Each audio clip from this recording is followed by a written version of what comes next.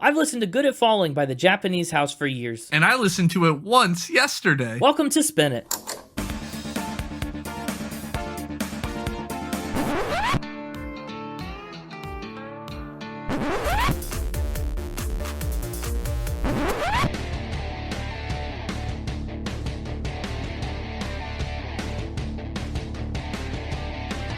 Hello, everybody, and welcome back to Spin It, the record ranking podcast for people who would rather be listening to music. I'm James, and with me is Connor. And if you've listened to this podcast before, you know that we talk all the time. Nice. I mean, that's true. That's pretty much what a podcast is. It's just a bunch of people talking all the time. Wild. I'm just glad you finally picked an episode in my wheelhouse. Something that aligns with my core competencies. Your core competencies? I feel like you're just referencing the album title and saying that you are off balance. I'm good at falling, yeah. You're good at falling, yeah. Physically? Emotionally? Probably emotionally. I'm probably not good. I'm used to be good at falling physically. I knew how to prop fall. Oh. From my clowning days. Yeah, I guess that's fair. Good at falling means that you actually don't really fall as effectively. Like if the end goal is to have fallen, being good at falling means that you fall less. Not necessarily. If I'm good at falling and the objective is to fall, maybe I fell farther than the average fall. And maybe it's about distance. Or harder than the average fall. Yeah. Is the goodness of the fall about the impact or the distance? I think they're both metrics, but depending on the situation, you might care about one more than the other. Okay. There's also like the manner to consider. Like if I'm diving, I care about like distance. You'd want a minimal impact, right? Your goal is to go in with like the least amount of splash. Yeah. But like if I'm like cannonballing, then it's all about the impact. The distance can help a little, but the impact's more important. The impact is what matters. That's true. There are lots of different ways to be good at falling, and the Japanese House talks about a few of them. Not cannonballs or high dives. Backstrokes? But a few of the emotional ones. I don't know if this album's in your wheelhouse musically or not, but at least the title must be right up your alley, your competency level. My core competencies. Right. That's good. This actually is, though, in the wheelhouse of a lot of other stuff we've talked about. I was surprised to find out how kind of spin cycle adjacent this is, especially with how close the Japanese House is to the 1975. Yeah, that was fun to see. Yeah, that's a long, long time ago. But if you're looking for comparable points of entry, that's another good one. Now, when we did the 1975, you decided to give I Like It When You Sleep For You're So Beautiful Yet So Unaware of It an 8. 8 Jupiters out of 10. Yeah. So I'm wondering, I mean, that's a very different album than this. That's got first of all, it was a lot longer. Second of all, it had a lot more of like a pop, disco, dance infused style that this one kind of lacks. This one's way more like shoegazy, moody, like it's heavier and not nearly as peppy or poppy or dancey, even though a lot of the same musical elements are present, including the voice of Matty Healy at one point, which we'll talk about. But I'm really curious to see how this one pans out for you. Well, you'll find out in approximately 60 short minutes. One short podcast later, you'll know by the end of this. Is the Japanese House a band that you've heard of before? No. Okay. Actually, I think I saw just the other day the Japanese House is about to be featured on Charlie XCX's Brat remix album, so that's cool. Another fortunate timing incident for us. I found the Japanese House actually in a very interesting way. Yeah? Yeah, I heard somebody do a live acoustic version of You Seem So Happy, and I fell in love with that. Man, just the song itself was so good, and I was like, I need this. I need to know this song. I need to know more. And so I found the actual version of the song, and it was different, but I still liked it. And then I was like, I got to listen to the rest of the album. And I threw the rest of the album on here, and here we are today. I felt like it was a good album to slot into this winter month because, it's the air's getting colder, the nights are getting longer, the falling is getting worse. Better? You get it. But that's how I found the Japanese House. It was really interesting. Year of discovery. The Japanese House is actually not a house. It is a human. And in fact, it's not even a band. It is just one person. Like Monster House. Monster House? Yeah, I guess that's a house that's alive, right? Have I seen... You've never seen that, right? No, I don't think so. I feel like that's one that I've described to you and said we should watch. Yeah. But that's one we should add to the Spin It movie list. Yeah, right along with Simon and Garfunkel's Tom and Jerry, Willy Wonka Wonderland, whatever. Exactly. Maybe it should be on the list. I don't know. But the Japanese House is not a monster house. It is the musical alter ego of English musician Amber Mary Bain. She was born in Watford in 1995, and she learned about music from her dad. He helped her make her first recordings by the time she was 11, and he encouraged her when she decided to pursue music full-time instead of a college education. Can you imagine knowing that you want to do something like music as a career from age 11 and then like actively putting aside other things to do that? Okay, yeah, that's the crazy part. I think most people go through a phase where music is what they want to do. Sure. Around that age. Right, but it's just the relentless pursuit of it is what seems so shocking. Yeah. The follow through. Most people don't follow through. They don't have the willpower to stick-to-itiveness to stick to it. But Amber Bain did. She stuck to it all the way through what would have been her college years. And actually, the Japanese house, again, fun spin cycle tie-in, because of the 1975, one of her most significant musical connections was Matty Healy, the frontman of the 1975. She got introduced to him in 2012, and he was the one that advocated for her to be signed to his record label, Dirty Hit. And that is when she took on the stage name of the Japanese house. She didn't really want to reveal much about herself. She was keeping her name a secret, keeping how many members of the band there were a secret, kind of just trying to ride the wave of anonymity for a little while. And she was pretty much a total mystery by the time that her first single Still came out in the UK in 2015. She came up with the name because there was a cottage that she and her family visited in Cornwall, England, and it was decorated like a traditional Japanese tea house. So it was the little Japanese house in her mind. And it was a pretty decent attempt to stay anonymous. It worked really, really well. People were like wondering who this could be. Some people speculated it was even a sneaky side project for Matty Healy, like that he was the Japanese house. Yeah. But no, as her music got more and more popular and her fame started to grow and grow and grow, she got a little more comfortable being in the spotlight. And of course, people started to do a little more sleuthing and find things out about her. And then suddenly she showed up as the opening act on the 1975's 2015 tour. And actually, she was also on the I Like It When You Sleep tour with them a few years later too, which is cool. I think we maybe even did the 1975 episode before I was aware of the Japanese house, because that was 2 years ago, episode 49. It would have been close to the time I found this band. Well, this album made it onto my Albums of the Month playlist in December of 2021. So the podcast had 6 months before I found the Japanese house, which is very close to when we did the 1975. Nice. Anyway, that's cool. Neat little tie-in. In the meantime, while she was not touring with the 1975, she kept pretty busy herself, releasing the EPs Pools to Bathe In and Clean that same year in 2015. Then she did another EP called Swim Against the Tide the next year. It's a very EP-driven start to her career, right? She's just doing short project. Doing a lot of ep. A lot of ep in her step. Yeah. Because if she had a lot of pep in her steps, then she'd be lights. Then she'd be like lights, yes. Yeah, but actually, these water-focused album titles, right, like Clean and Tides and Pools and all this other like water imagery, reminded me actually a lot of Florence and the Machine and their early work, where it was like so much water that they had to bring in a producer to constantly say, stop talking about water so much. That's fun. So she's really on an EP grind. And even Good at Falling kind of began its life cycle as an EP a little bit. Saw You in a Dream was the first single that she was going to release from the project, and it ended up being the title track from her fourth EP, a little 4-track project. First ep. Yeah, the fourth of her eps. But also none of the other songs from that EP made it onto Good at Falling. So that's cool. But in 2018, though, we finally ditched the ep game, and we move on to a full-fledged LP, a record. She makes an album. 4 eps forward, 1 lep back. 4 eps forward, 1 lep back. That's one small ep for man, one giant lep for mankind. 4 small eps for man, 1. That's funny. That is, yeah. Ridiculous. Right, well, this record, Good at Falling, is that record. I almost said EP, and that's wrong. You've messed me all up. You're welcome. Yeah, thanks but no thanks. She put out Lilo as the lead single in late 2018. Follow My Girl came not long after. And then Good at Falling officially came into the world on March 1st, 2019. She wrote all of the tracks by herself. Wow. She can write. She can write music. That's correct. Wow. I almost said that's right, but that's a little on the nose.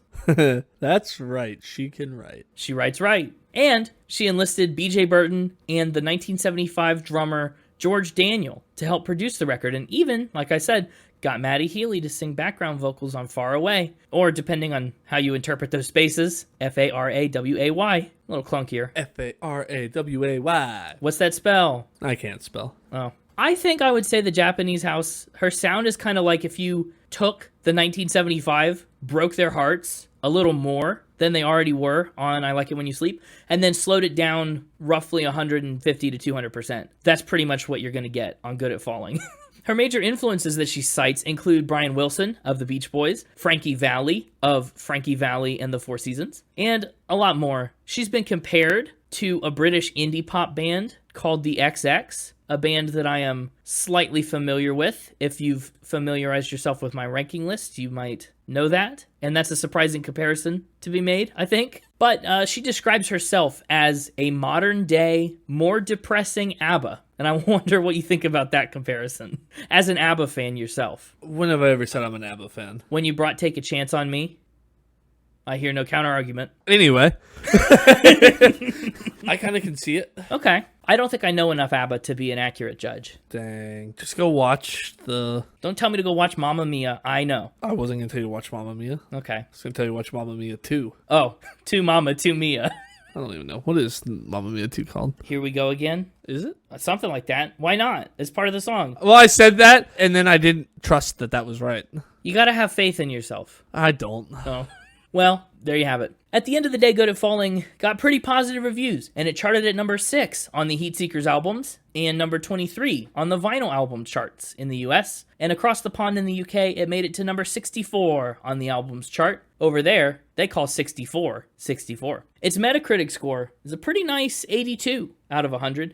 Pitchfork gave it a 7.5 and called it confident and intoxicating. Some critics, though, also found themselves kind of exhausted by this album, right? By its heavy thematic content, and I think that's fair. There's not a lot of chances to come up for air on Good at Falling. It's a bit of a, not necessarily a downward spiral, but we're like swirling the drain, I think, in most of these instances. But that's the vibe. That's what you come to this album for, I think. But of course, after Good at Falling, she went back into EP mode for a minute with chewing cotton wool. Gross. Yeah, I know. Nasty, right? Cotton wool would probably be so itchy on your tongue. Think about it. Really think about how it would feel to chew cotton wool. Yuck. I don't think I want to. Well, it's too late. You already have. But in 2023, she came back to album releasing with her record, In the End, It Always Does. It came out that June, and it features Justin Vernon of Bon Iver, Charlie XCX, who in turn now features the Japanese house on Brat. Like I said, the remix, Brat, but is totally different. It features Muna, and a lot of other prominent artists made it onto In the End It Always Does. And, just like Good at Falling, she picked up another Metacritic score of 82. Very consistent. And it also charted in the UK, peaking even higher at number 29. However, it failed to chart in the United States. That's sad. It is sad, yeah. But that's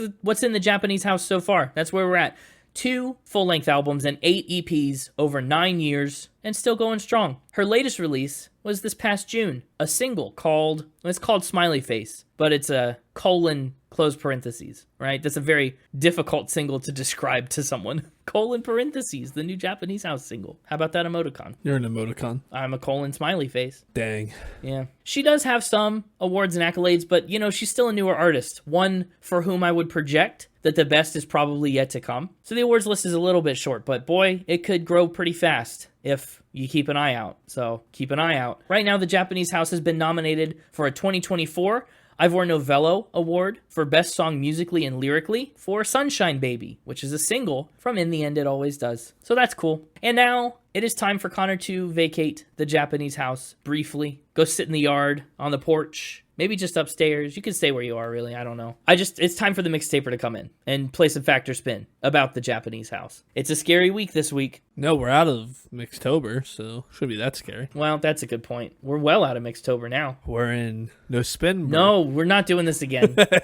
Simon and Garfunkel called, and they said they were sick of it, but they called separately because they don't talk. They don't talk anymore, and I hope they don't do much of the other stuff mentioned in that song either. Hey, it's me, a Mixtaper. Wow, hello, Mixtaper. How are you? I am a little down in the dumps. Well, why are you down in the dumps? Are you sad? Yeah, the UN boycotted me. You got boycotted by the UN, the United Nations?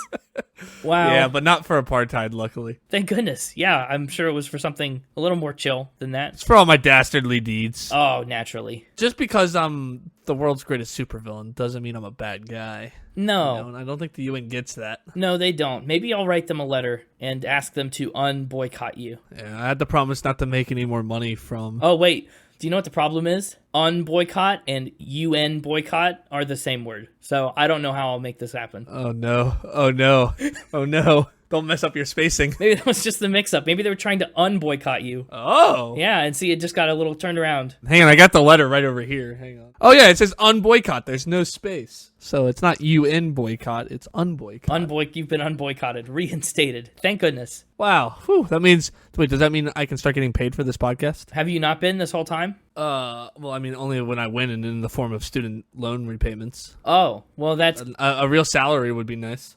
We'll get in touch with your people. I thought you were about to say we'll get in touch with the UN, get that boycott back. No. Yeah, we'll reinstate that boycott real quick. Careful what you wish for. Well, I got some fun ones this week. I like my facts this week. Oh, I love a week when you're excited about the facts, to be honest. That always means there's some wild potential. Yeah. And I'm going to let you pick the order, because there's not really any standout ones, in my opinion. Nothing that obviously has to go last, so... Okay. We'll let fate decide. Well, let's start with number 3. I don't think I often pick number 3 to start. I don't think you often pick number 3 to start either. She has a rare wine in her collection. Rare wine, you say? Uh-huh. Say rare wine 5 times fast. Rare wine, rare wine, rare wine, rare wine. How many was that? I lost count. You did 4. That was good. I knew that's how it would end up, though. It's the same as Toy Boat. Toy boat. Oh. Toy Boat's aggressively bad. Like, that's a hard tongue twister. That's a hard one. Yeah. That's a hard one. That's surprising. It's deceptive. Yeah, because it seems so easy. Doesn't sound like it should be. 7 little letters. Toy boat, toy boat, toy boat, toy boat, toy boat, toy boat, toy boat, toy boat, toy boat, toy boat, toy. It's the double T. Yeah. Anyway, we're not doing tongue twister. She's got a rare wine, right? Yeah. And hey, keep an open mind. Keep an open wine. Oh. So, what kind of wine does she have? A Burger King wine. Wow, my mind was not that open. A Burger King wine? Yes. Explain. Like a wine made and sold by the fast food chain Burger King? Correct. Was this like a limited time promotion thing? Like, how did Burger King get in the wine game? Yes. They decided they wanted to make a wine to pair with their famous Whopper. A Whopper wine. Rare Whopper wine is not as tongue twistery as rare wine.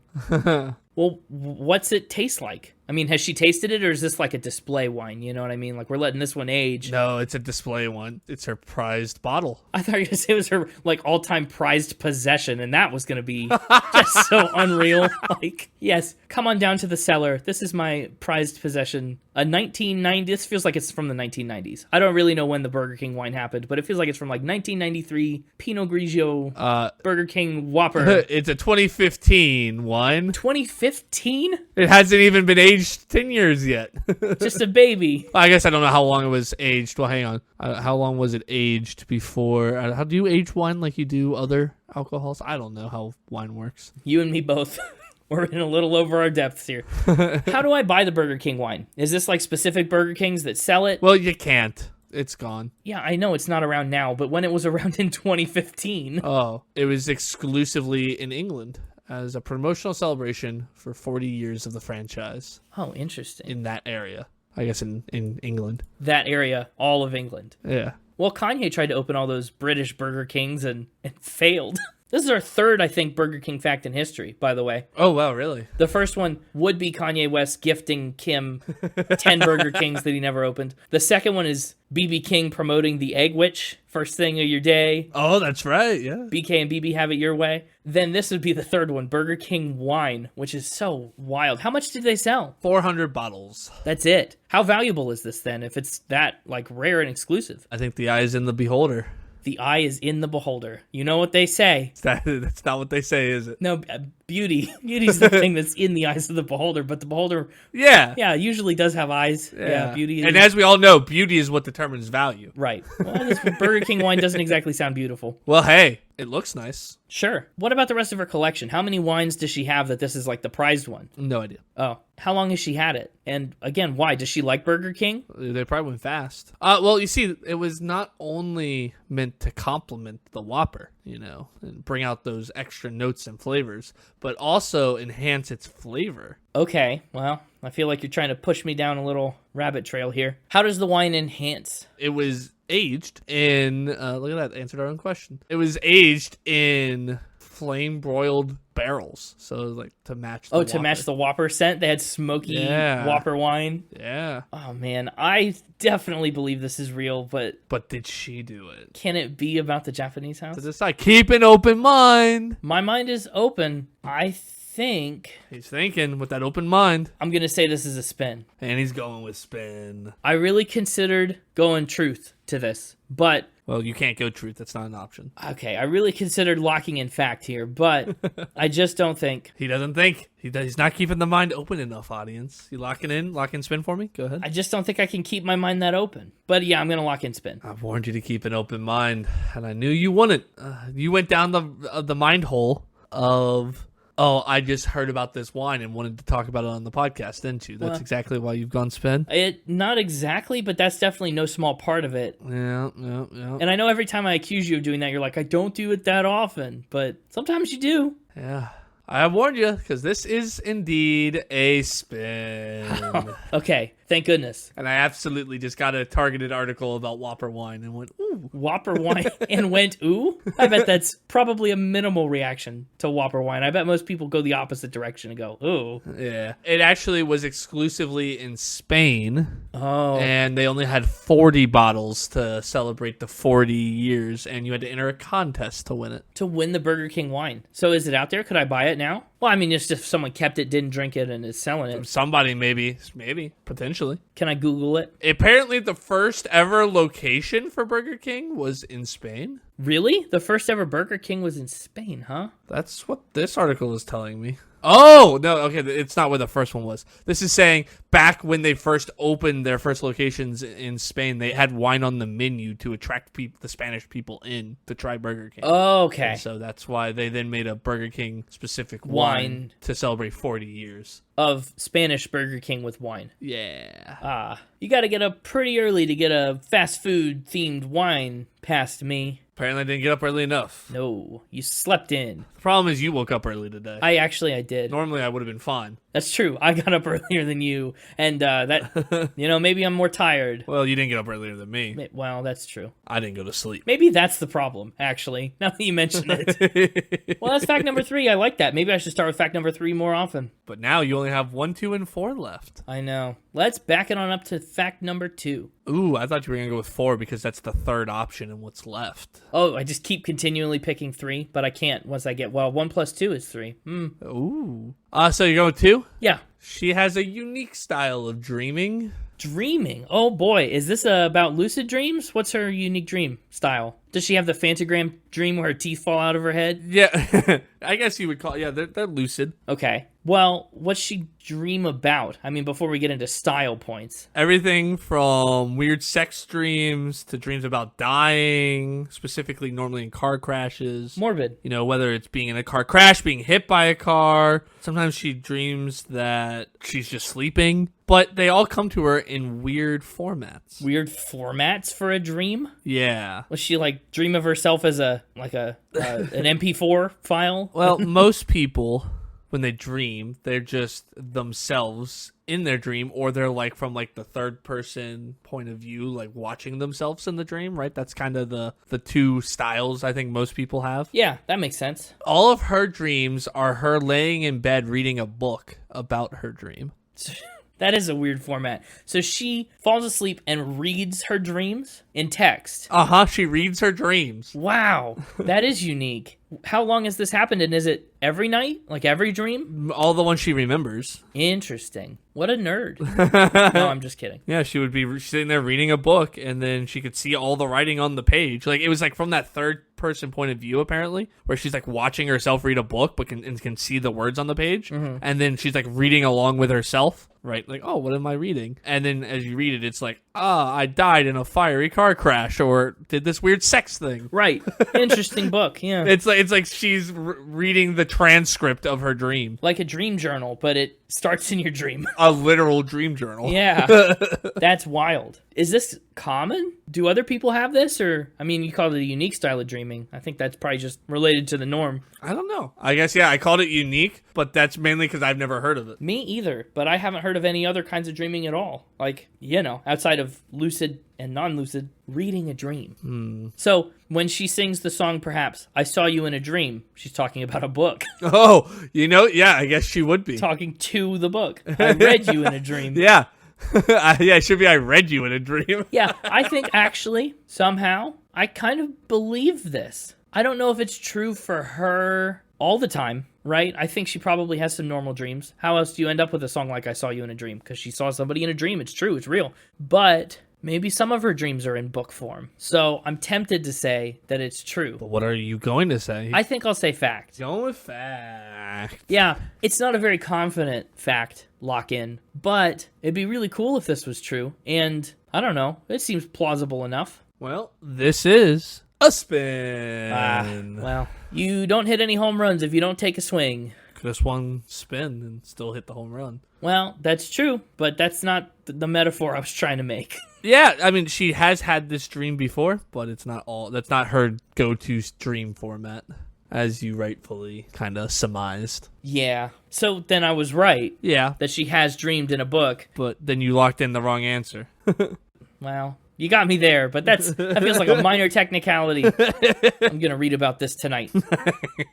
From wine to dreaming on to... I mean, feels like we should be headed to waking up next. Took a little wine, took a little nap. Feels like we should be headed, like, waking up. Well, wine before bed, took a little nap. Time for... Once you pick a number, I'll know what it's time for. I think we should go for number 4, because that's the closest to number 3 like I started with, yeah. Oh, number 4. Yeah. So that means it's time for a party. We pre-gamed, got some energy with some sleep, and... Time for a party.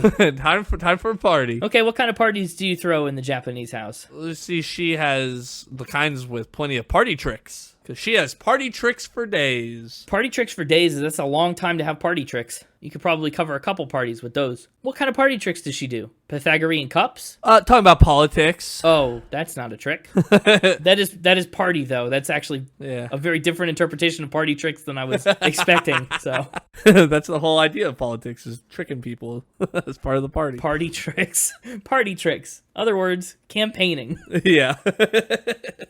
But that's, she likes to bust out the politics at a good party. Sure. Well, so your party trick then... That's just one of them. Sure. What's your political party trick? Just being knowledgeable in the subject. Just knowing politics? That feels less like a party trick and more like just a conversation. Yeah. Her party trick is talking to people about her interests. Woo! She could do that for days. What are her other party tricks? She's really good at the worm. That's a good party trick. That one's up to snuff. Can she do the worm for days? As long as she's drunk enough. Whenever she gets really drunk, she busts out the worm. It's all that Burger King wine.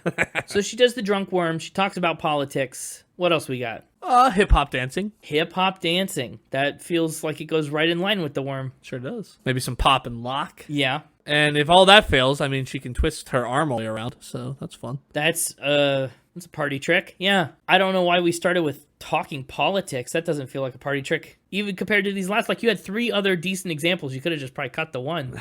I'm all about giving you all the information. These are her party tricks. Sure. Well, if she says it's a party trick, then I guess it would be a party trick. But there's also 4 potential ways this could be a spin now. 5, if we were counting accurately, but sure. Okay. How did we discover she could twist her arm all the way backwards? I think it's just something you try, probably, and discover. You just do it and discover it?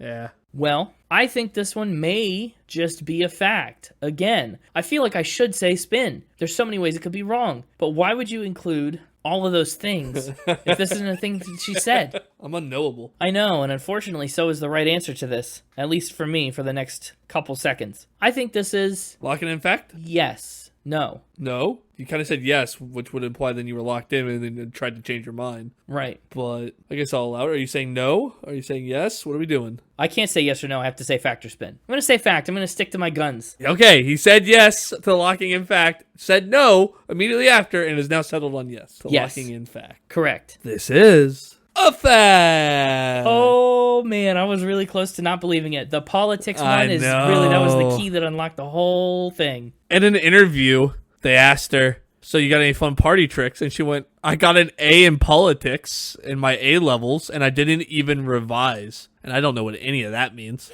That's British. Don't worry about it. And then she just said I was really good at doing the worm, especially if I'm really drunk. I do hip-hop dancing, crip walk, pop and lock. I can twist my arm all around. Twist my arm all around. It just sounds so wild. Just that opening sentence. Oh, you got any fun party tricks? I got an A in my politics A level, and I didn't even revise. I could maybe say that too if I, like you, fully understood it. It's probably true. Maybe. Party tricks for days from the Japanese house. How about that? Yeah. It's a party house. And then, sometimes when you're at a party, you meet someone. Yeah. You hit it off with them. Sparks are flying, just like they were with Seether. And then, unfortunately, you discover that you've been catfished, and they're not who you think they are. Oh, no. And that's what happened here. She accidentally catfished someone. A human? Uh-huh. It'd be funny if she accidentally catfished the catfish. Whoops. Sorry, buddy. Time to let him go. Like a fish, not like a person that was catfishing her. Yeah, she accidentally catfished someone. Now, how'd she do this? By pretending to be a boy. On purpose pretending to be a boy or on accident pretending to be a boy? Oh, well, yeah, on purpose pretending to be a boy, on accident catfishing someone. How do you mean? Well, this girl was like, hey, I have a crush on you. Oh, okay. And wrote her this really nice sappy love letter thing to give to her. Oh. And then she was like, oh, I'm actually a girl. Had to come clean. Yeah. Yeah. Interesting. Well, why was she pretending to be a boy? What was the circumstance around that? How'd this person find her? She'd been watching Grease a lot. Okay. Grease is cool. So, as one does when they watch Grease, she decided she was going to wear dungarees and put her hair up under a backwards cap and call herself Danny. As one does. As one does. How long did she do that? A week. A week. Long enough for somebody to fall in love with her. Yeah, well, get a crush and then write a cute little, oh, I like you letter. Okay, fair. Yeah. This was when she was 6 or 7, by the way, to give you a little context. I kind of figured you'd ask that, and then you didn't. 6 or 7. I wasn't going to ask. Thanks for leading me there. That's a whole entire different situation. Yeah. Like top to bottom. Okay. Uh-huh. I'm trying to imagine a 20-year-old. Like an adult. I'm gonna dress up and call myself Danny but then that's not the part that's confusing, do whatever. But then someone else approaching them with a love letter and handing it to them, that's the part that becomes unbelievable if they're adults. Yeah. That's wild. So she accidentally catfished a 7-year-old. 8-year-old. She was a year older than Danny. She accidentally catfished an 8-year-old. What an unhinged fact. But she was 7. Right. Yeah, she went on holiday with her parents to Devon, and while she was there, decided to Greece. Yeah, and at the end of the week, this girl was like, hey, I have a crush on you. You're kind of cute or whatever. And she was like, no, I'm a girl called Amber. And this 8-year-old was like, no, you're not. No, you're wrong. Didn't believe her. Yeah, that'd be a tough thing to come to grips with, I think, in a situation like that where you've just professed your love for someone who then takes off the wig and is not Danny. Yeah. I bet that was an experience, though. I think this is also a fact. It is so out there that I feel like it has to be a fact. Lock it in fact? Yeah, I'm going to have to. This is a true fact. It'd be really weird of me to make up a fact about her catfishing an 8-year-old. Well, that's also true. Yeah, that aside, though, it just seems too specifically. Yeah, true. And here's the thing. Here's an interesting thing to tie it up to the episode and everything a little more. The house she was staying in on that vacation? The Japanese house? The Japanese house. Owned by Kate Winslet. Wow. How about that? It was the Japanese house that was at the time owned by Kate Winslet, I guess. Who knew? Except for us. We knew. You know who Kate Winslet is? Yeah, she's from Titanic. She's the one that Reba almost knew from the movie Titanic. I've never seen Titanic all the way through. Even still. But yeah, so fun. I don't know anything else Kate Winslet's in. And I'm lucky I remember Titanic. But that was a lot of fun. You did have 4 really good facts this week. I really like learning about Burger King wine and reading dreams and catfishing. Wild. Well, Mixtaper, it's time to let Connor in off the porch or from wherever he is and get back to this episode. But thank you for a good week of spins and facts. A little bit of both. Yeah, well, that's what I'm here for. Darn right. Maybe someday I'll get paid for it. Well, if the UN has their way. Yeah. You know what I just realized? Hi, it's Connor. I'm back. Oh, welcome back, Connor. Hi, it's Connor. Did you do this on purpose? No. maybe. Did you put the band that was famous for not talking anymore Oh, right before the album with a song called We Talk All the Time? Uh-huh. yeah, no, I didn't, actually. I was just looking at the... Oh, okay. Honestly, I had an empty slot between Simon and Garfunkel and what's coming up next, and I was looking and I was like, what on earth do I want this to be? Like, what's a good enough variation? Something that's kind of November-y. Also, I can't look at track 7's title without seeing the word fart immediately. That's just where my eyes go every time, is right to fart. Something fart. Ooh, good. Yeah, you know what? I've never thought about that. Man, thanks. Thanks for that. Ooh, good to feel. Something fart. Something fart. Great. Wow. Ooh, Well, we'll get to that track in a minute. We got a lot to go through first. yeah. Up first is this album cover, though. Look at that. Look at it. There she is, a small red speck in the midst of the mountains. Amongst a sea of white. In a valley of white. Yeah, with the mountains in the A background. valley of white. It's cool. Well, a sea of white before waves of mountains. Ooh, deep. Yeah. I really like this album cover. It feels lonely. You feel isolated. You feel lost. But it's like beautiful, right? The scenery is beautiful. It's a very cool place to be, but man, you're just so alone out there. That's the emotion that I get from it. And I think it matches the album and its vibe very acutely, quite well. I like it. I think aesthetically it's nice. Yeah, it's aesthetically pleasing. It's nice to look at. Mm-hmm. It would be a good one to have like this like record up on your wall. Yeah, it's aesthetic. Aesthetic. I also really like how satisfying it is that the Japanese house has an even number of letters that she can line up vertically like that. That is nice. I can tell you that Spin It Pod does not. Oh man. Yeah, I put an exclamation point in there when I was making the graphics. Yeah. But that's good at falling. Well, let's open the door to this Japanese house and fall inside. That's where she is. I see what you're going for here. We're gonna have a hard time landing that plane, but okay. What? Well, I fell in, so 'cause that's where I went to meet her. Yep. Went to Meet Her is up first. It serves as the intro track to an album. I like it. It's a good intro. It is, right? It starts off with a nice big sound right away. That shoegazy style kind of comes in right from the start. It's just like this, it washes over you. It's going to continue to wash. You're going to soak in it for the rest of the album, really. But Oh, I'm gonna get all pruny. yeah, you might, by the end of it, it does linger a little bit. But it's a cool way to start. There's some like squeaky kind of vocals. The drums are there. It's really cool. And this is a record where I found quotes for all the songs that Amber said. So I have a lot of insight on each of these tracks directly from her, which is fun. That is fun. Yeah, for Went to Meet Her, she said it's an intense way to start an album. And I think the chaos of the drums definitely reflects the chaos of the situation. It sounds like I'm talking about going to meet a girl in Ibiza, but the lyrics are really dark. My friend was badly attacked by this horrible man. I had to fly out to be with her because she was in the hospital. It's quite a weird one for me to play live because it puts me back in that place. So right off the bat, we start with this like harrowing tale of just like trying to be with someone who's in the midst of an awful, awful situation. I suffer when she suffers. Her love is like no others. A mother to my brother, a mother to my mother. That makes her a mother and a grandmother. Anyway. I really like how the end of that one like bounces back and forth from left to right. The womp womp womp womp womp womp. The very end of the intro. Yeah, great production tricks. They mess around with the pan and they immerse you in this big sound. And then it kind of bleeds into Maybe You're the Reason. Yeah, very cleanly, which is great. We'll get to Maybe You're the Reason in a second too, but Yeah. But it is a very clean, smooth transition that I like a lot. And the other thing I like about this album is generally these songs are pretty short. I mean, some of them cross that 4-minute threshold, but mostly kind of a quick listen for 13 songs under 45 minutes. Yeah. And Went to Meet Her, I mean, sets the scene really well and stuff. And actually, the song almost got forgotten about. Went to Meet Her kind of just appeared. They almost forgot to meet her? Yeah. They almost stood her up? Yeah, they almost, I guess, if you want to call standing someone up, not going to visit them in a hospital in a foreign country after they were attacked, I guess. But Pretty messed up. it would, yeah.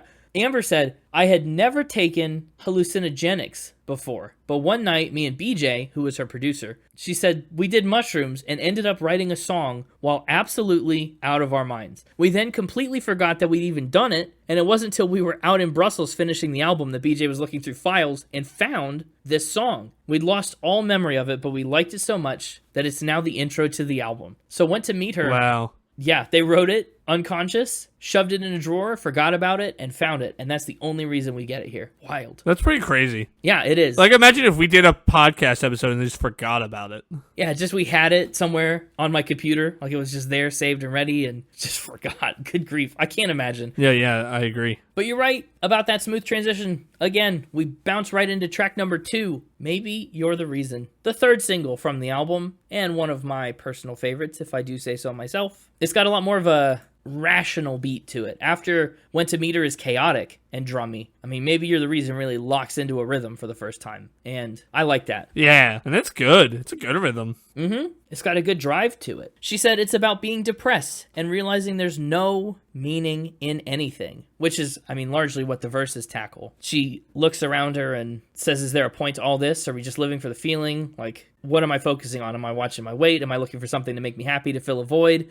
But she realized that that was kind of a sad outlook to take. And then she said, in the chorus, I thought, I can't keep this up. I need to make it something nice. I thought about my girlfriend at the time and how maybe loving someone is the reason you live. It's the cheesiest chorus ever, but I think it needed it. And to be honest, I don't think it's that cheesy because of how strongly, how starkly it contrasts with the verses. Because it's just a couple little lines. Maybe you're the reason. Every time I try to figure it out, you're the only thing I can think about. Maybe you're the reason that I'm sticking around. Yeah. It's sweet, but I don't know if I go to the point of saying it's cheesy because that maybe is doing a lot of heavy lifting for the emotional, like, punch and pull back of the chorus. Like, I'm not sure that you're the reason, but I have no other plausible explanation. And I also love the way they produce it. Oh, so it sounds like a different voice. Like it's a little voice inside your head, kind of interjecting that thought into you. It's really cool. I'm a big fan of Maybe You're the Reason. I am as well. Maybe You're the Reason. It's so groovy. Yes. Big time. Big time groove. BTG on Maybe You're the Reason.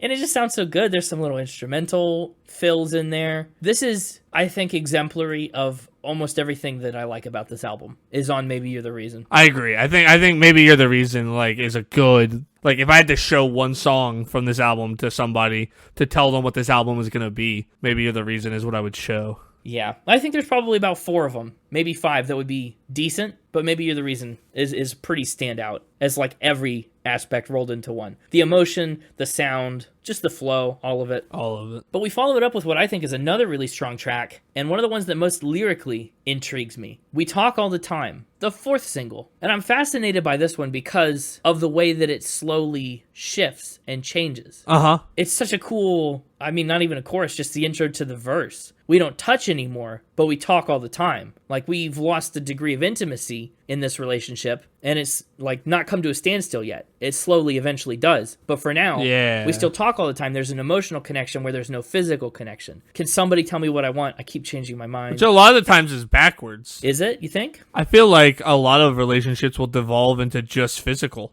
Like, you're fighting all the time, but still together, and yeah, I don't know. That's true. No, that's a good point. I just think that's 2 different sides of the same coin. Yeah, that's what I'm saying. It's just, they're both decaying relationships, yeah. Yeah, they are. It's just, I feel like it's not the standard. Yeah. I could be wrong. And then she brings it a little bit more explicitly later on. We don't, get it on anymore. Yeah. But we still talk all the time. Like, it's beyond we don't touch. Like, we just don't do any of that stuff. I like the syncopation on this one of, like, the drums. Yes. It's a really good pulse. And you just kind of feel like you're it's like against the grain a little bit in a really interesting way. Like, it's still a very groovy kind of song, but it just lands on a cool variant of the beat. Yeah. It's fun. At the time she wrote it, this song was inspired by her partner, who is now her ex. And they do indeed continue to talk all the time. Whoa, really? Yeah. Well, yeah. They, the relationship fell apart, but they remained friends. And so they talk all the time. And they don't touch anymore, I assume. Just the background sounds in this. I just kept freaking thinking of the we don't talk anymore. Yeah. It gets stuck in your head. Yeah. I really appreciate like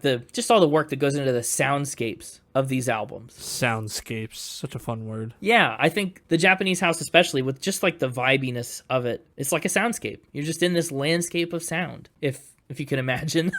Like, she builds a world in these little songs, and it's cool. We Don't Talk Anymore is one that I especially get lost in. Yeah. And up next is Wild. Honestly, I would say Wild is one of my lesser favorite songs on this album. Yeah, it's okay. Good. I mean, I like it enough. Yeah. But it's not like anything crazy. No, musically it's not, but lyrically it presents a new dimension too. because, so far we've had so many stories about how she relates to other people, right? I went to meet my friend in the hospital. Maybe you're the reason I'm still around. We talk all the time, but this relationship's slowly decaying. And then Wild, she kind of hits us with this portrait of herself when she was younger, right? This becomes like self-introspective and reflective even. She said, I wrote this when I was 17. I used to get really angry and have tantrums, but the teenage version, I'd smash stuff up and then think, oh, everyone hates me. I'd come out of my body and feel that wasn't me. This song is about feeling detachment from a side of myself that was really destructive. So Wild feels intimate in that way, even though I think it kind of pales in comparison to what's around it musically. Yeah. I like I don't even know how to describe it. I have the note written in here at the 3-minute mark of the song, but it's the music in the background, the dong, dong, dong, dong in the background. Oh, yeah, like that little synthy part around 3 minutes. Oh, is it a synth? I was going to call it a synth, but Yeah. I didn't want to be wrong. That's okay. It probably is. It's a very, once again, soundscapey kind of part, right? Where you just are allowed to, again, soak in this instrumental for a while. You just float with it. Yeah. And that's what's cool about Wild. It doesn't really present too much of a melody for you to grab onto, but it's another kind of scaled back, unique soundscape that you can just spend 3 minutes and 45 seconds in. Yeah. But then we get to, of course, my introduction to the Japanese house. Track 5, You Seemed So Happy. Boy, oh boy, what a track. I love the chord structure on this one. That's what drew me to it, watching someone play it acoustically, right? There's a lot of open notes in these guitar chords, so they're really resonant. They just catch your ear in a fun little way. It's just a really cool sound. And I also like that her version of it here, the real, official studio version of it, is guitar dependent. So many of these songs have been synthy. Yeah. This one actually gets a nice little guitar-focused lead line. It's an interesting song, too. It's about people who are putting on appearances, like, appearing happy. And it happened to come about in a very, kind of darker context. She said death or someone dying used to feel very in the distance. Then my friend passed away. It's really jarring in terms of your own concept of mortality because you're suddenly aware that at any point you could die. I was taking a blood pressure monitor with me everywhere, taking my temperature 10 times a day. I felt depressed, but presented myself as a very light, happy human. Light, happy human. A light, happy human, yeah. She said, this song sounds happy because it's a metaphor for my music. If I go somewhere in Europe on tour, they don't understand. They're not listening to the lyrics, and they think my songs are really happy. But You Seem So Happy is about someone who has been clearly faking it, and then you realize that they haven't truly been happy, and how that affects you as their friend and as a person that's close to them. Yeah. It's another song that I really like the rhythm on. It's another one that, the rhythm, I was just about to say. Mm-hmm. It kind of has an interesting bounce to it, like, oh, you seem so happy kind of runs against the strum of the guitar in a really satisfying way. And that's just what I always love about it. I would not be shocked to see it on the playlist. You think? Do you think it's a typo on Spotify that the so is not capitalized while the rest of the words are? I was going to ask you that. Well, I asked you first, so you have to answer first, and then I could just say, me too. No. Me too.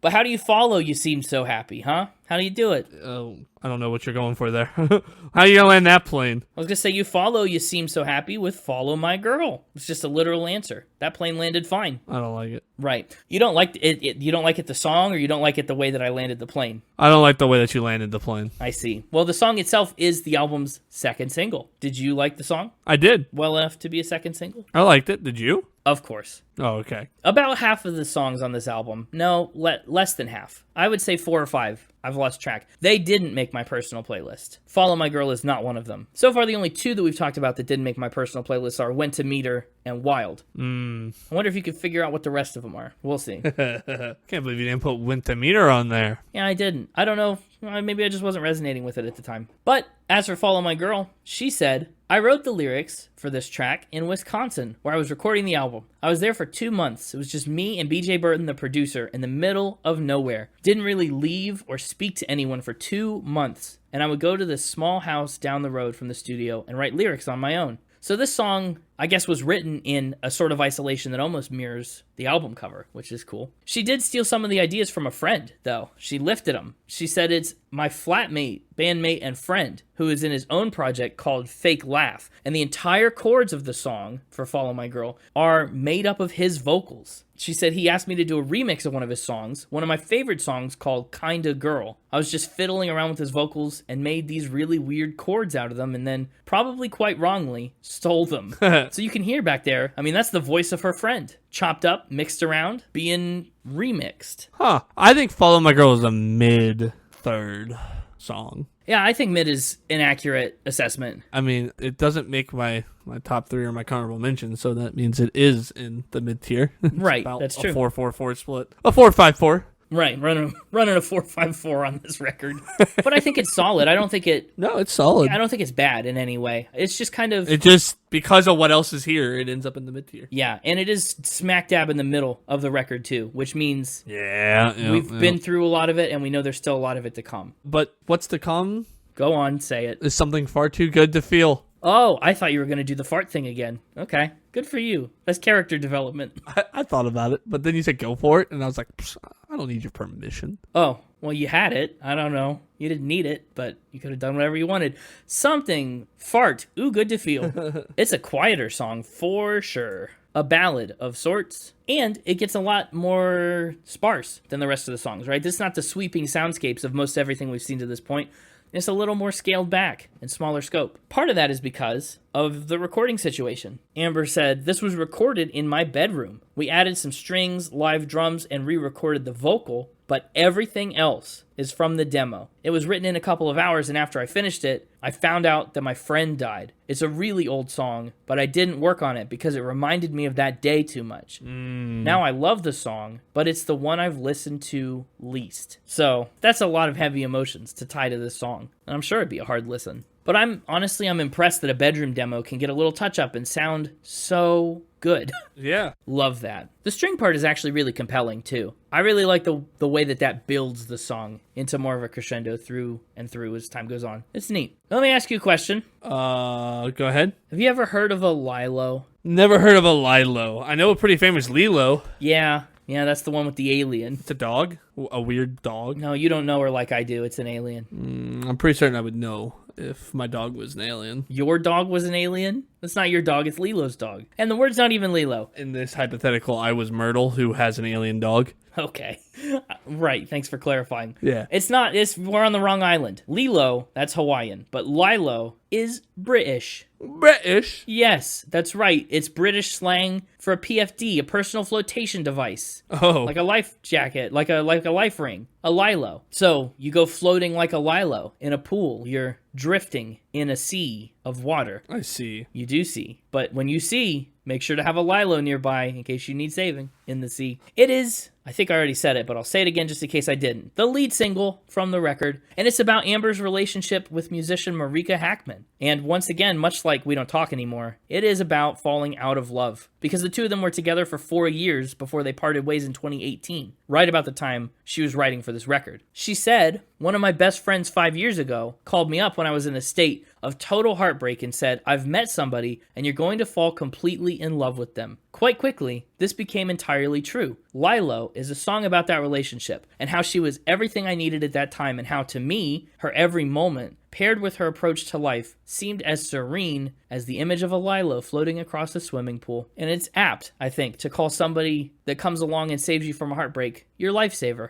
Or, again, if you're British, you're Lilo. It's cute. You know, I've been known to be British on this podcast. You've been known to try. Now, this song, actually, she gave a quote that gave us insight into the album title. She said of Lilo, "I feel very close to this song as I began writing it, just before this relationship came to an end, and finished just after it had. Now, it's a reminder to me that I'm good at falling in love, and I can survive falling out of it. I'm good at falling. Good at falling in love, good at falling out of love." Finally, we have an answer to that question we asked at the beginning of the episode about whether it's about distance or impact. Turns out, all you need is love. All you need is love. Womp, womp, womp, womp, womp. Also, the song and the music video earned some critical praise. The song's subject, Marika Hackman, even appears in the music video. They recruited her directly because they had some casting trouble getting someone else for the video, and they said, you know what, why don't we just reach out to the person who this song is about and see how that goes. So that's cool. Up next is a song for people that everybody hates. It's called Everybody Hates Me. Bit of a masochist. Well, no, she doesn't like that everybody hates her. That's just how it is. Oh, well, no, I mean, the song is a bit of a man. The song likes that everybody Oh, I hates. see. The song, I think that's a stretch, whatever you're trying to say.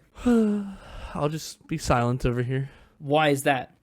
I thought you were going to say it was because everybody hates me, but you didn't, and there we go. Well, All right, I'll talk, but we gotta be quiet. oh, why? Ask me after we talk about everybody hates me. Good grief. You got ahead of yourself, didn't you? Yeah.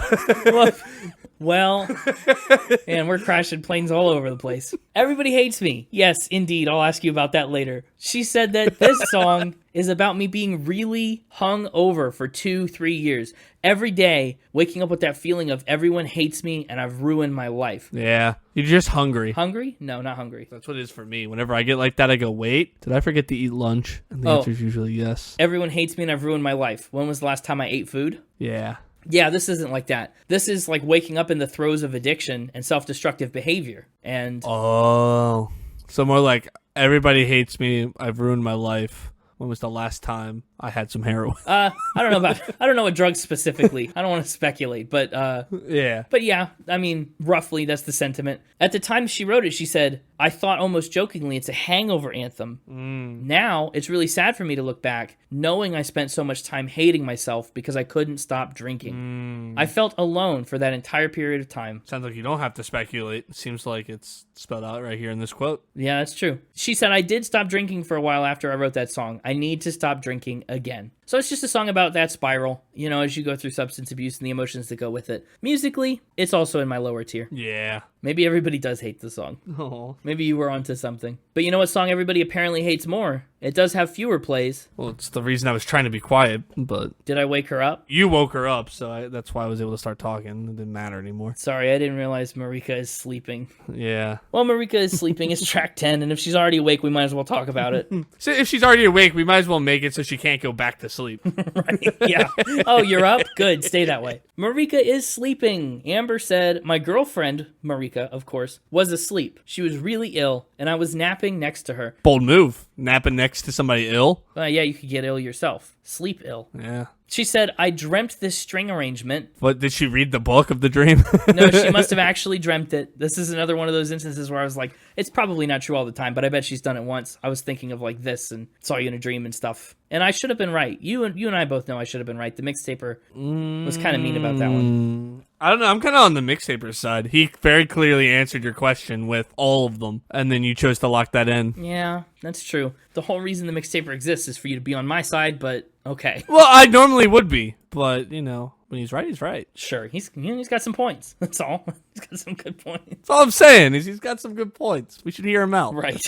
Well, she said, I dreamt this string arrangement, got my laptop, and programmed the strings. She said, when I saved it, I was like, oh, what do I call the project? I find it really hard to name things. The production's all done on a Mellotron with weird harps. And so she named it Marika Is Sleeping, because that's what was happening around her at the time. She said that the production on the song is all done on a Mellotron with weird harps and me doing a choral voice because I wanted it to sound like an old Disney soundtrack. And it kind of does. It is one of the softer sounds on this album. It's gentle, kind of light. I like the guitar at the, 1.5 minute mark. Oh, it's really nice, right? I know. It's just so wobbly and kind of interesting. What a unique song. Yeah. I'll be honest, I've been trying to refrain from making this joke because I know it's a bad one. Okay, but here it comes. Your resolve has crumbled and it's time to hear the joke Yeah. you've been waiting all episode to make. Let her rip. Well, I don't really have a good way to make it. I was just going to kind of tell you Oh, what it was. okay. And now you've really hyped it up and I feel bad. Everybody hates me. I've ruined my life. You're really calling back to the last song? Is that the joke? What are you trying to do? No, that was me making a callback to that song because you set me up for the really bad joke in a way that's going to make it worse. Okay, well, I'll unset you up. Oh, okay. What's that really bad joke? Every time I see their name, Japanese House, Uh-huh. I add the word steak in there. The Japanese steakhouse. Boy, oh boy. I'm so proud of you for making it this far into the episode because I know that's a thought you had before you even pushed play on this album. Yeah, it really is. I can't believe we got all the way through track 10 before that showed up. the Japanese steakhouse. Yeah. Yeah, today we're talking about Good at Falling by Benihana. And the main reason I couldn't resist anymore is because it kind of ties into the setup joke I ended up making. I actually haven't eaten dinner yet, so I'm getting hungry. What? You haven't eaten dinner?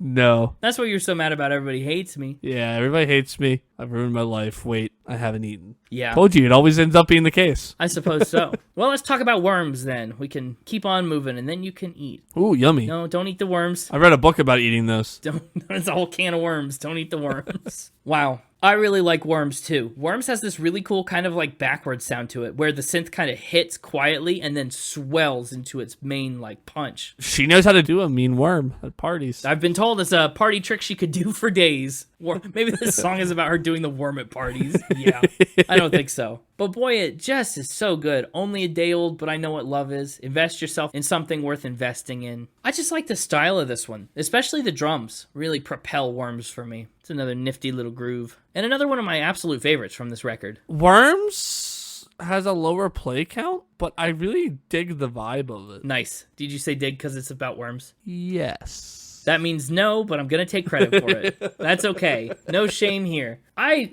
absolutely dig the vibe of Worms. Oh my gosh. It's just such a style. This is another one that I would maybe show someone, not as an exemplary moment for the album, right? I don't think it's nearly as good as Maybe You're the Reason, but in terms of like encapsulating everything this album's about. But if someone said, show me a good song by the Japanese House, I'd pick Worms. I really like it. And I didn't find actually a quote for this one about why it's called Worms or too much about its history or its creation, but the mystery is maybe part of the fun, right? You can interpret it however you want, whether you're a human or a worm. Up next, of course, is track 12, Far Away, or Faraway, but I think it's just called Far Away. Faraway. What's that spell? Faraway. Nope. But close. Oh. I'm glad that wasn't just a copy and paste of the exact same joke we did earlier. Good on you. Far Away is the track that features background vocals from the 1975's Matty Healy. Amber said, he's singing on Far Away. He's always one of my favorite people to play songs to because he gets so excited and he'll openly be like, that makes me jealous. When I listened to one of his songs, I was like, I wish I had written that. I think either a lot of admiration is jealousy or a lot of jealousy is admiration. I don't know which way it is. So that's cool. And actually, Matty Healy was the first person to do a sneak peek of the song on his Instagram account. He got the first little nugget of tease out for Far Away. Oh, wow. Yeah. We haven't had a good nugget of tease in a while. No, but Matty did one. Of the ballad songs on this album, this is close to my favorite. I like the dissonance of it. I like the flow of it. It's never a very comfortable song, right? You feel kind of just off when you're listening to it. And I think that's a great encapsulation of the feeling of being far away from somebody. Yeah. Plus, it's got such a pretty chorus. There's a nice minor chord in there. It's just got a really unique profile sonically for this album, and I really enjoy it. Mm-hmm. Saw You in a Dream is the track that's closing out this album, and it's a really interesting situation because it's an acoustic version, or at least a more acoustic version, of the earlier single from her 2017 EP or EP, Saw You in a Dream. That version is a way more produced version, kind of more in line with the rest of what this album is. But here, she strips it all the way back and then makes the title all lowercase to indicate that it's different than the capitalized Saw You in a Dream from 2 years earlier. I think it's a neat stylistic choice. I think it's a very cool note to end the album on. Amber says it's my favorite song I've ever written, and she said favorite with a U because she's British. She said my voice doesn't sound perfect, but it's a really emotional song. It's 2 live takes, and I think I was crying on one of them. It's about my friend who passed away. I find it difficult to think of writing music as therapy because it's not therapeutic for me to confront certain things. I have to play this song every night on tour, and sometimes I don't want to think about her being dead. Maybe it's really nice that I get to think about her every day. It's therapy, but it's also emotional torture. That's really a unique take on it. I think we either see people on one side of that spectrum or the other who say, writing this was hard and I'm never gonna play it live because it's too emotional and there's too much in it. Like, I resonate with this too much. And then there's the flip side of the coin where people do it cathartically and say, yeah, I needed to write this and I need to play it to get this emotion out. But this is a really interesting case where she kind of wavers in between the two. What did you think about Saw You in a Dream? I Saw You Dream. I think it's a good closer. I think so too. Great closer. It's all the lyrical emotion and weight of everything this album's been about in a package that's just kind of gently setting you adrift into like real life after you finish the record. That's a really cool way to be sent off. So yeah, that's going to do it. That is Good at Falling by the Japanese House. let's get into final spin and talk about it as a whole. I'm giving the music for this album an 87. I really like a lot of these melodies. And even on the songs where the melodies aren't so catchy, like the way that she constructs a song, a soundscape for those. Like, it's just really neat. It's nifty. So that's pretty strong. 87 there. I'm also giving the lyrics an 87. I like a record with a good emotional weight. And in this case, I think the lyrics do a good job at matching the intensity of the music, right? This album sounds like it sounds. And what I mean by that is, like, the lyrics match up with the vibes pretty perfectly. There's a lot of tough topics that she tackles here, but she tackles them in a way that doesn't feel hopeless. And it doesn't feel, I don't know, you kind of sit with her in these situations for 3 minutes at a time. And that's really powerful and effective. So 87 for the lyrics. I'm giving the production and the instruments a 90. You know, there's some cool tricks on here about songs blending into other songs, and just the overall flow is really good. It's consistent. I really like that soaking feeling of you just put on this album and let it take you for a ride for the next 45 minutes. So 90 for that, 89 for the overall vibe. That makes the overall score for Good at Falling an 88.7, landing it on my list at number 152. And for the episodes that we've done, that puts it above Lainey Wilson and Bell Bottom Country, and below the band Camino and their self-titled debut album. Just barely missed top 150, but darn close. Pretty good. Actually, it probably was top 150 at one point. I'm certain that I've moved it pretty far down by replacing things above it over the years, you know. But yeah, pretty good. Yeah. What about you? I'm curious to see again whether this does better or worse than their 1975 friends. They got the 8, and the Japanese House is kind of, not necessarily their protege, but like the Japanese House got a kickstart from the 1975, you know? Mm-hmm. So I'm curious to see how they compare in your eyes, and mostly in your ears, because, I mean, you did listen to this. I read it, actually. Oh, I listened to you in a dream. I like this album. The second half lost me a little. Most of the tracks that I didn't like as much were in the second half. That's true. Yeah. But all in all, I enjoyed it. It was a good discovery in the year of discovery. Wonderful. Honestly, we'll see. I think we have a contender for top 3 discoveries in the year of discovery. Oh, I didn't know you were going to try and rank the discoveries. I didn't know I was either until I was thinking about it while listening to this. And I went, this is a neato one to discover. Cool. That's a really great idea. You could do a honorable mention and top 3 for your discovered albums at the end of the year. Yeah. The end of the year discovery, not the end of the calendar year. Right, because that'd be like 3 weeks. The end of the year discovery. It's coming in like June. It'll be a ways. Yeah. We'll see how it stands out. I would have said locked in top 3 if we stopped after like Lilo. Yeah. I struggled with the second half a little bit. Well, then you lose Worms and Saw You in a Dream. Yeah. We'll see. We'll see how it shakes out. But definitely, in the running. Nominated. And your first nominee for top 3 discovery. My top 3 in album order. Right, from this album, not for the year. Yeah. We've shifted the scope of the top 3s. Yeah. Honorable mention right off the bat with Went to Meet Her. Really? I really like that intro. Wow, you must have. Then following that up immediately with Maybe You're the Reason. Of course I am. Then hitting them with We Talk All the Time. Of course we do. And rounding it out with You Seemed So Happy. Yeah, I do. I'm happy with those picks. That's why I seem so happy. Except for Went to Meet Her. But the rest of them, you're darn right. And I thought about taking a bonus one, but then I saw who we were doing next week. And went, yeah, never mind. No can do. No can do on that. Don't got any room for dessert at this steakhouse. Right. My score is going to come in with a solid 8 Eps and Leps out of 10. Now that's just EPs and LPs. Right? No, you gotta spell EPS and LEPS. Eps and Leps. We'll spell it phonetically. I see. So like EPPS and LEPPS. Yeah, Eps and Leps. I'll be honest, that's kind of evoking like epilepsy, but but okay, it's your unit. 8. So right on par with the 1975 then. Yeah, in fact, it's gonna go right above them. Whoa, the 1976. Yeah.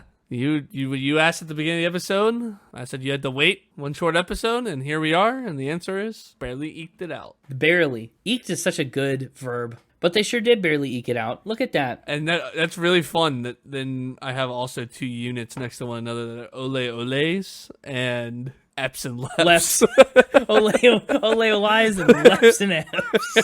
And then Jupiters. That's fun. Cool. Well, honestly, I'm surprised. I like that. I like that score from you. I think that's very solid. Playlist picks. Yeah, playlist picks. What are you going to take for the playlist? I think we're with Maybe You're the Reason. Maybe You're the Reason is a strong pick, especially since you said it's the exemplary song you chose someone of this album. Yeah. I'm torn between You Seem So Happy, My First Love, and We Talk All the Time. One of the most interesting, progressions of songs on the album. Just the way that story unfolds is really intriguing to me, and I really like that. I'm torn between those two. If it makes your decision any easier, I think Maybe You're the Reason and We Talk All the Time are more similar. You're correct. They actually are. You Seem So Happy is a different flavor for the playlist. Yeah, that's true. I think the groove is close on Maybe You're the Reason and We Talk All the Time. But if it makes your decision harder, if you take We Talk All the Time, then we do back-to-backs like we like to do. No, my decision was made before you even started talking.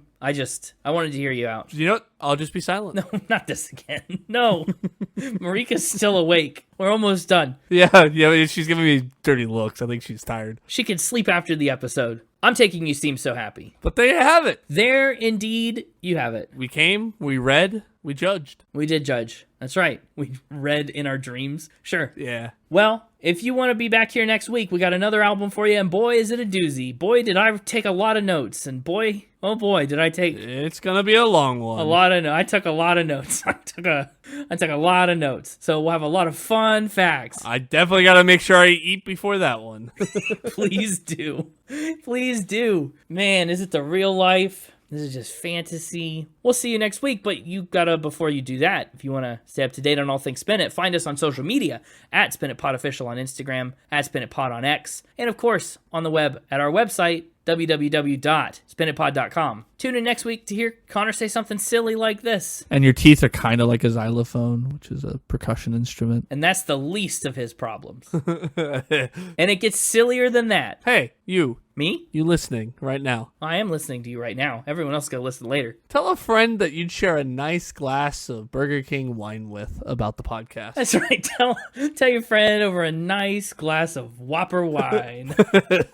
Honestly, maybe this podcast episode, or, a podcast episode of your choosing from our vast collection. Our vast back catalog. Yeah. Maybe it pairs really well with the wine that pairs really well with the Whopper. Maybe it really just seals in the mood. Yeah, and then that means we just inherently have an episode that pairs better with the Whopper than the rest of them. Yeah. Well, if you figure that out, let us know. Let us know on social media did you already give those? I sure did, but you can rewind and listen to them again. Or you can go to @SpinItPodOfficial on Instagram, @SpinItPod on X, and www.spinitpod.com. Yeah, go there and tell us which episode you think pairs best. Which of our episodes is the most flame grilled or whatever the Whopper is? It's still BB King. He blew up 16 times. Jeez. He did. It's either BB King, where he blew up his tractor and stuff and got in that fire with Lucille, or it is Motley Crue, where they set their apartment on fire for roaches and shot flares, or Smoke on the Water with Deep Purple. There's a lot of fiery options. There's a lot of options, and let us know on social media. We want to hear from you. Do it now. Like, rate, subscribe, comment, follow, do all the other verbs that I said and didn't say. We'll see you next weekend. Until then, keep spinning. I think I said we'll see you next week a lot of times this episode. I feel like I normally say it more than once on accident, but this time I really feel like I just let him have it. You really wanted to make sure that... I really want to see him next week. Yeah. Maybe what we learned this episode is we're all good at falling. Maybe the real trips were the falls we had along the way. Oh, that's very good. I'm going to be silent now. What are you, Garfunkel? Okay, bye. Marika, you can go back to sleep.